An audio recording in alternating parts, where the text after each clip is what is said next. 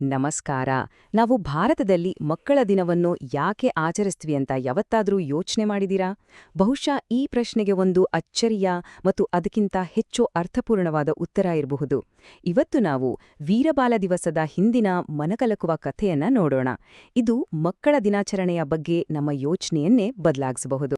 ಸರಿ, ಹಾಗಾದ್ರೆ ನಮ್ಮ ಚರ್ಚೆಯನ್ನ ಒಂದು ಸರಳವಾದ ಆದರೆ ತುಂಬಾನೇ ಮುಖ್ಯವಾದ ಪ್ರಶ್ನೆಯಿಂದ ಶುರು ಮಾಡೋಣ. ನಾವು ಆಚರಿಸ್ತಿರುವ ಮಕ್ಕಳ ದಿನಾಚರಣೆಯ ದಿನಾಂಕ ಅದು ಸರಿಯಾಗಿದೆಯಾ? ಒಂದು ಕ್ಷಣ ಯೋಚಿಸಿ.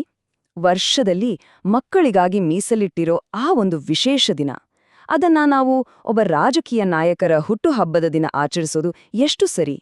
ಆ ದಿನ ಮಕ್ಕಳದೇ ಆದ ಶೌರ್ಯದ, ತ್ಯಾಗದ ಕಥೆಗೆ ಯಾಕೆ ಸಂಬಂಧಿಸಿರಬಾರ್ದು ಅಲ್ವಾ?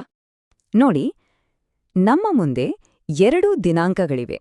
ಒಂದು ನವೆಂಬರ್ 14, ಒಬ್ಬ ರಾಜಕೀಯ ನಾಯಕರ ಜನ್ಮದಿನ. ಇನ್ನೊಂದು ಡಿಸೆಂಬರ್ 26, ಇಬ್ಬರು ಪುಟಾಣಿ ಮಕ್ಕಳು ತಮ್ಮ ಧರ್ಮಕ್ಕೋಸ್ಕರ ಪ್ರಾಣವನ್ನೇ ಕೊಟ್ಟ ದಿನ. ಮಕ್ಕಳಿಗಾಗಿಯೇ ಒಂದು ದಿನ ಅಂತ ಬಂದಾಗ ಇದರಲ್ಲಿ ಯಾವುದು ಹೆಚ್ಚು ಸ್ಫೂರ್ತಿ ಕೊಡುತ್ತೆ, ಯಾವುದು ಹೆಚ್ಚು ಅರ್ಥಪೂರ್ಣ ಅನ್ಸತ್? ಆದ್ರೆ ಆ ಇಬ್ಬರು ಚಿಕ್ಕ ಮಕ್ಕಳಿಗೆ ಅಷ್ಟೊಂದು ಧೈರ್ಯ ಎಲ್ಲಿಂದ ಬಂತು? ಅದಿದ್ದಕ್ಕಿದ್ದಂತೆ ಬಂದಿದ್ದಲ್ಲ. ಅವರ ಕಥೆ ಇದೆಯಲ್ಲ, ಅದು ಭಾರತದ ಸಾವಿರಾರು ವರ್ಷಗಳ ತ್ಯಾಗ, ಬಲಿದಾನ ಅನ್ನೋ ಒಂದು ದೊಡ್ಡ ಪರಂಪರೆಯ ಭಾಗ.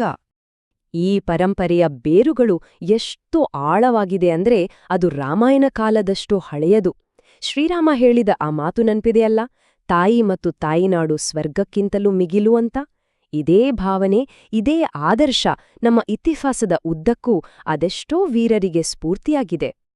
ಈ ಆದರ್ಶ ಯುಗಯುಗಗಳಿಂದ ಹರಿದು ಬಂದಿದೆ. ದಧೀಚಿ ಮಹರ್ಷಿಗಳು ಲೋಕ ಕಲ್ಯಾಣಕ್ಕೋಸ್ಕರ ತಮ್ಮ ಮೂಳೆಗಳನ್ನೇ ಕೊಟ್ರು. ಗುರು ತೇಜ್ ಬಹದ್ದೂರ್ ಅವರು ಧರ್ಮಕ್ಕಾಗಿ ತಮ್ಮ ತಲೆಯನ್ನೇ ಕೊಟ್ರು. ತಾನಾಜಿ ಮಾಲುಸರೆ ಕೋಟೆಗೋಸ್ಕರ ಪ್ರಾಣವನ್ನೇ ಪಣಕ್ಕಿಟ್ರು. ಈ ಮಹಾನ್ ತ್ಯಾಗದ ಸರಪಳಿಯಲ್ಲಿ ಸಾಹಿಬ್ಜಾದೆಗಳ ಕಥೆ ನಿಜಕ್ಕೂ ಒಂದು ಮನಕಲಕುವ, ಆದ್ರೆ ಅಷ್ಟೇ ಸ್ಫೂರ್ತಿದಾಯಕವಾದ ಅಧ್ಯಾಯ.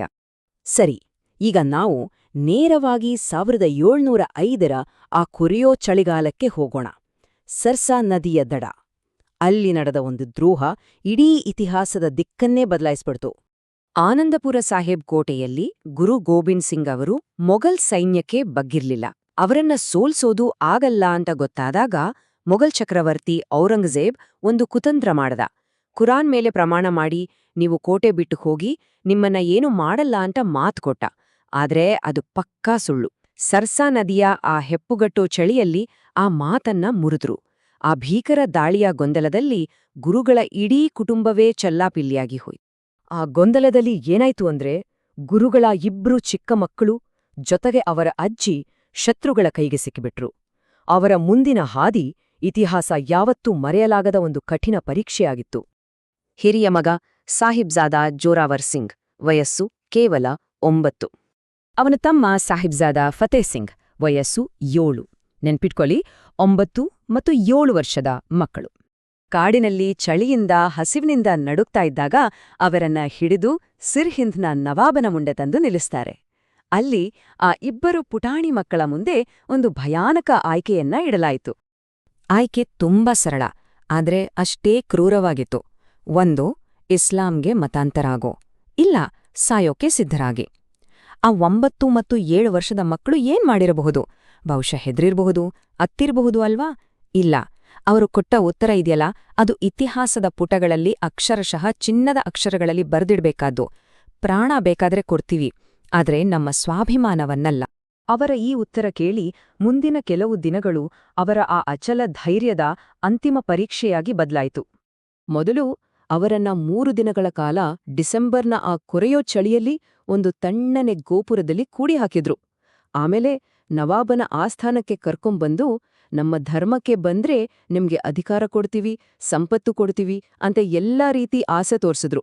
ಆದ್ರೆ ಆ ಮಕ್ಕಳು ತಮ್ಮ ಪೂರ್ವಜರ ವೀರಗಾಥಗಳನ್ನ ನೆನ್ಪಿಸ್ಕೊಂಡು ಧೈರ್ಯದಿಂದ ಸ್ವಲ್ಪನೂ ಅಳುಕದೆ ನಿಂತ್ರು.